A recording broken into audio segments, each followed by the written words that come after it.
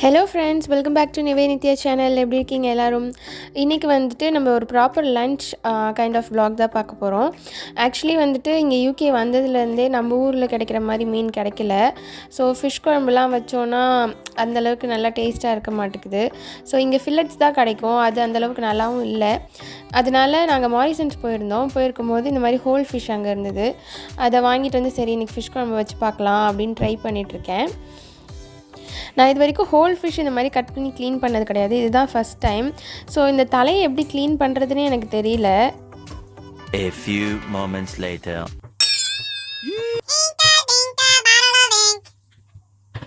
திருப்பி பார்த்துட்டு கடைசியாக வந்து சரி தலை வேண்டாம் அப்படின்னு சொல்லிட்டு முடிஞ்ச அளவுக்கு ஃப்ளஷ் தனியாக எடுத்துகிட்டு இப்போ வாஷ் பண்ணிட்டுருக்கேன் ஃபிஷ்ஷை.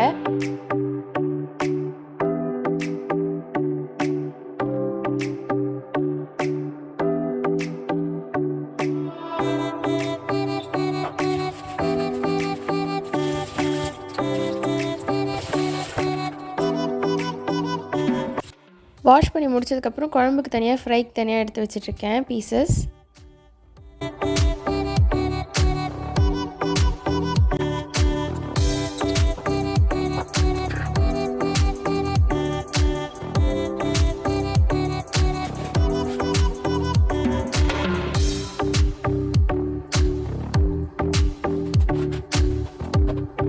நான் வந்துட்டு பேன் சூட் பண்ணிட்டேன். இப்போ நான் வந்துட்டு மீன் குழம்பு செய்கிறதுக்கு நல்லெண்ணெய் தான் யூஸ் பண்ண போகிறேன்.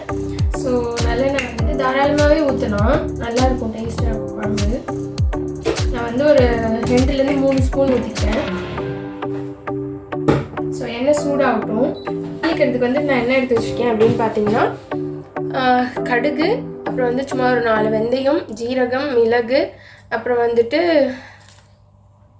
பெருங்காயத்தூள் இல்லை, ஸோ கட்டி எடுத்து வச்சுருக்கேன். அப்புறம் கருவேப்பிலை தான் நான் எடுத்து வச்சுருக்கேன். அப்புறம் இங்கே பார்த்தீங்கன்னா குழம்புக்கு வந்துட்டு ஆனியன் கட் பண்ணி வச்சுருக்கேன். அப்புறம் தக்காளி, கொஞ்சம் பூண்டு எடுத்திருக்கேன். அதில் வந்து 4 பூண்டு க்ரஷ் பண்ணி வச்சுருக்கேன். மித்தெல்லாம் முழுசாக வச்சுருக்கேன். அப்புறம் 3 பச்சை மிளகா வச்சுருக்கேன். ஸோ ஃபஸ்ட் நம்ம தாளிச்சிக்கலாம். எண்ணெய் காஞ்ச உடனே சிம் பண்ணிட்டு வெட்டு வச்சுருந்த எல்லா தாளிச்செல்லாம் போட்டுடலாம். கடுகு நல்லா பொரிஞ்சதுக்கப்புறமா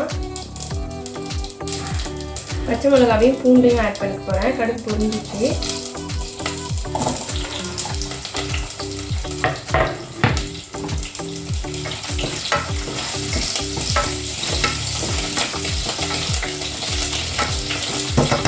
நான் வெங்காயம்லாம் கட் பண்ண ஸ்டார்ட் பண்ணும்போதே வந்துட்டு ஒரு லெமன் சைஸ் புளி எடுத்து ஊற வச்சுட்டேன். ஸோ புளி இந்த பக்கம் ஊறிட்டு இருக்கட்டும். பூண்டு ஓரளவுக்கு வதங்கினதுக்கப்புறம் வெங்காயத்தை ஆட் பண்ணிக்கலாம். வெங்காயம் வந்துட்டு நல்லா வதங்கணும், அப்போ தான் வந்து மீன் குழம்பு டேஸ்ட்டாக இருக்கும். இந்த சைடு வந்து நான் ரசத்துக்கும் வந்து பேன் வச்சுருக்கேன். இன்றைக்கி வந்து கொள்ளு ரசம் வைக்க போகிறேன். அதுக்கு வந்து மிக்ஸி ஜாரில் என்கிட்ட ரசப்பொடி காலி ஆகிடுச்சு. ஸோ வந்து இன்ஸ்டண்ட்டாக எப்படி வைக்கலான்னு பாருங்கள். நான் வந்துட்டு கொஞ்சம் பெரிய பெரிய பூண்டாக இருக்கிறதுனால ஒரு 4 பல்லு பூண்டு எடுத்துக்கிறேன். அப்புறம் வந்து ஒரு 1/2 ஸ்பூன் அளவுக்கு மிளகு, 1 ஸ்பூன் அளவுக்கு ஜீரகம், ஒன்று வந்து தாளிக்கிறதுக்கு வச்சுக்கிறேன், ஒன்று வந்து இது கூட போட்டு அரைச்சிட்டு போகிறேன். ஸோ இந்த சைடு வந்துட்டு பேன் ஹீட் பண்ணியிருக்கேன். இதில் வந்து கொள்ளு வந்து ஃப்ரை பண்ணி இது கூட ஆட் பண்ணிக்க போகிறேன். இப்போ வந்து இங்கே பேன் சூடாகிடுச்சு. இதில் எந்த ஆயிலெலாம் சேர்க்க வேணாம், சும்மா ட்ரையாக ரோஸ்ட் பண்ணாலே போதும். ஒரு டேபிள் ஸ்பூன் அளவுக்கு கொள்ளு. இப்போ அங்கே வெங்காயம் இந்த அளவுக்கு வெந்துருச்சு. ஸோ இந்த டைமில் வந்து நான் தக்காளி ஆட் பண்ணிக்கிறேன். தக்காளி சீக்கிரமாக வேகிறதுக்காக கொஞ்சம் உப்பு ஆட் பண்ணிக்கிறேன். கூடவே கொஞ்சம் மஞ்சள் தூள் போட்டுக்கிறேன்.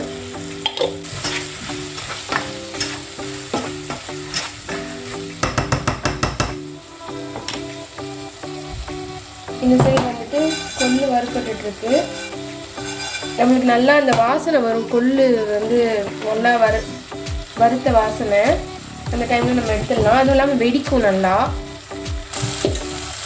தக்காளி வந்துட்டு நல்லா வதங்கிடுச்சு. இப்போ வந்துட்டு மிளகாத்தூள் ஆட் பண்ணிக்க போகிறேன். நம்ம ஆல்ரெடி பச்சை மிளகா போட்டிருக்கோம், அதுக்கேற்ற மாதிரி நீங்கள் ஆட் பண்ணிக்கோங்க. நான் 2 ஸ்பூன் மிளகாத்தூள் ஆட் பண்ணிக்கிறேன். 1 ஸ்பூன் வந்துட்டு மல்லித்தூள், குழம்புக்கு தேவையான அளவுக்கு உப்பு,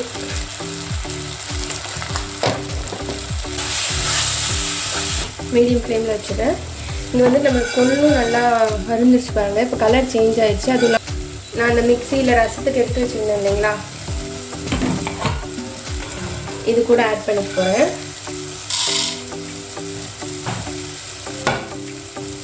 ஆட் பண்ணி நான் பொடி பண்ணி எடுத்துகிட்டு வந்துடுறேன். இந்த அளவுக்கு குறைன்னு இருந்தால் போதும், ரொம்ப மைய அரைக்க வேண்டாம். இது கூடவே நான் தக்காளியும் போட்டு அரைச்சிக்க போகிறேன். இப்போது இந்த மாதிரி அரைச்சிக்கலாம். புளி தண்ணி நல்லா கரைச்சி வச்சுருக்கேன், இதில் ஆட் பண்ணி போகிறேன்.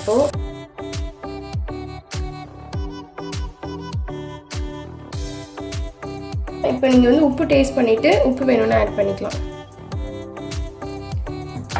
இப்போ வந்து நான் ரசம் தாளிக்க போகிறேன். அந்த சைடு பேன் சூடாகிறதுக்குள்ளே நான் வந்துட்டு புளி கரைச்சிக்க போகிறேன் ரசத்துக்கு. பேன் சூடாகிடுச்சுன்னா கொஞ்சம் எண்ணெய் ஆட் பண்ணிக்கலாம். ரசம் தாளிக்கிறதுக்கு வந்துட்டு கடுகு, காஞ்ச மிளகா, கருவேப்பிலை, கட்டி பெருங்காயம். எண்ணெய் சூடாயிடுச்சு. நான் வந்து இதை எடுத்து வச்சுருக்கிறதுலாம் அதில் ஆட் பண்ணிக்கிறேன். கடுகு பொரிஞ்சோடனே இந்த அரைச்சி வச்சுருக்க மசாலாவை போட்டு வதக்கிக்கிறேன்.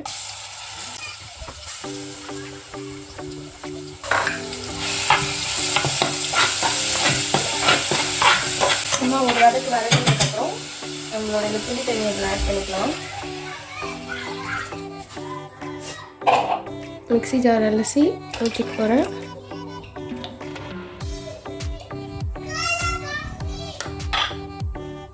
இந்த மாதிரி ஒரு கொதி வரும்போது இறக்கிடணும் ரசத்தை.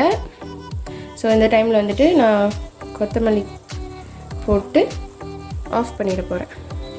அவ்வளோதான், நம்ம ரசம் ரெடி.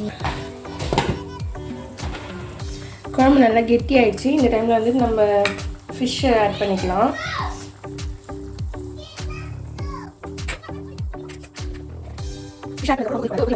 ஃபிஷ் வந்துட்டு போட்டோன்னே வெந்துடும், ரொம்பலாம் கொதிக்க வேணாம். இங்கே பாருங்க, இது மாதிரி வெள்ளையாக ஆயிடுச்சு. அந்த என்ன சொல்லுவோம், நம்ம இப்போ உதுத்து விட்டோம்னா நம்மளுக்கு புட்டு மாவு மாதிரி இருக்கும். அந்த மாதிரி வெந்துருச்சுனாலே ஃபிஷ் வெந்துருச்சுன்னு, அந்த மாதிரி கலரில் வந்துட்டாலே ஃபிஷ் வெந்துருச்சுன்னு அர்த்தம்.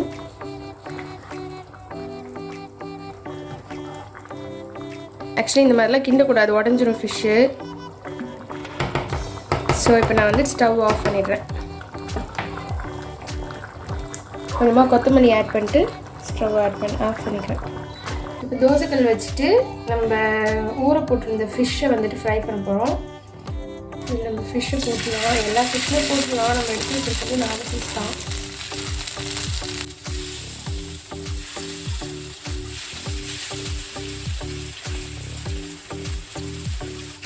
ஒரு 2 மினிட்ஸ் ஆனதுக்கப்புறம் ஃபிஷ்ஷை திருப்பி போட்டுக்கலாம்.